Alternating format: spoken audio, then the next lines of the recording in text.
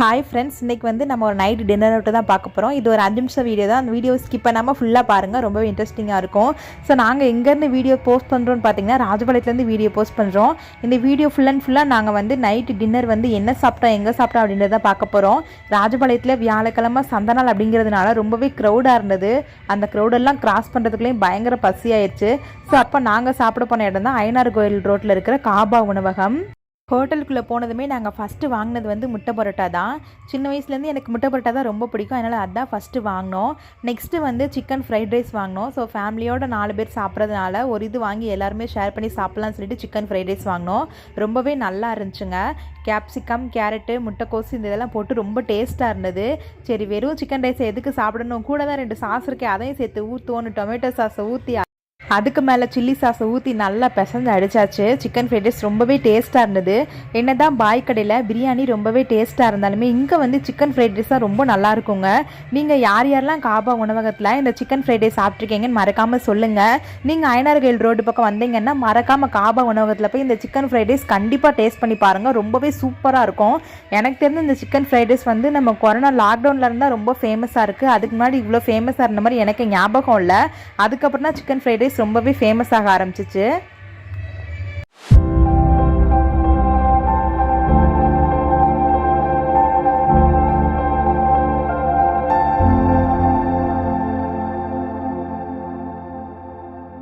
வெங்காயத்தோல் உருக்கி வந்துகிட்டே இருக்குன்ற மாதிரி சிக்கன் ஃப்ரைட் ரைஸும் எடுத்து சாப்பிட்டுக்கிட்டே இருக்கோம். திரும்ப வந்துக்கிட்டே இருக்குது. அவ்வளோ நிறையா வச்சுட்டாங்க. ஒரு பவுலில் வச்சாலுமே சிக்கன் ஃப்ரைட் ரைஸு குவான்டிட்டியும் ரொம்ப அதிகமாக இருந்துச்சுங்க. அதுக்கப்புறம் நாங்கள் ஆர்டர் பண்ணது வந்து இந்த சில்லி பரோட்டா தான்.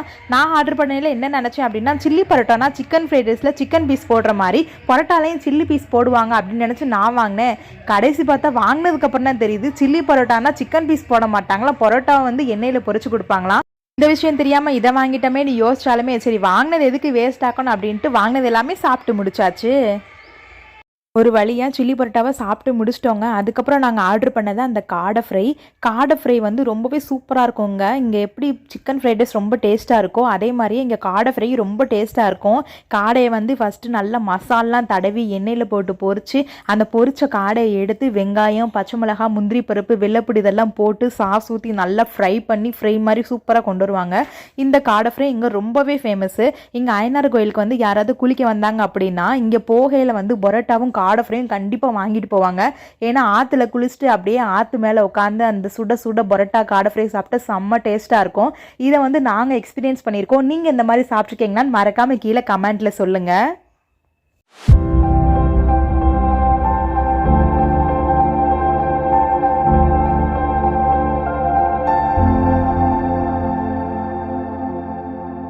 காடை வந்து சாப்பிட்றதுக்கு சிக்கன் மாதிரியே இருக்கும்.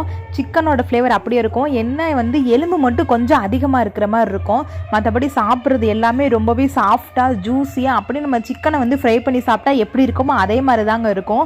காடை ஃப்ரை மாதிரியே காடை முட்டை ஃப்ரையும் சூப்பராக இருக்கும். நீங்கள் சாப்பிட்ருக்கீங்க அப்படின்னா இதையும் மறக்காமல் கீழே கமெண்ட்டில் சொல்லுங்கள். நாங்கள் நல்லாவே வயிறு முட்டை சூப்பராக சாப்பிட்டு நல்லா என்ஜாய் பண்ணோம்.